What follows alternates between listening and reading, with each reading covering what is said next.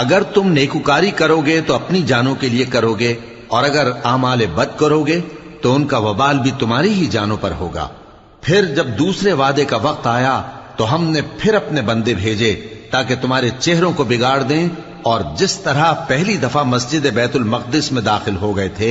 اسی طرح پھر اس میں داخل ہو جائیں، اور جس چیز پر غلبہ پائیں اسے تباہ کر دیں۔ امید ہے کہ تمہارا پروردگار تم پر رحم کرے، اور اگر تم پھر وہی حرکتیں کرو گے تو ہم بھی وہی پہلا سلوک کریں گے، اور ہم نے جہنم کو کافروں کے لیے قید خانہ بنا رکھا ہے۔ یہ قرآن وہ رستہ دکھاتا ہے جو سب سے سیدھا ہے، اور مومنوں کو جو نیک عمل کرتے ہیں بشارت دیتا ہے کہ ان کے لیے اجر عظیم ہے،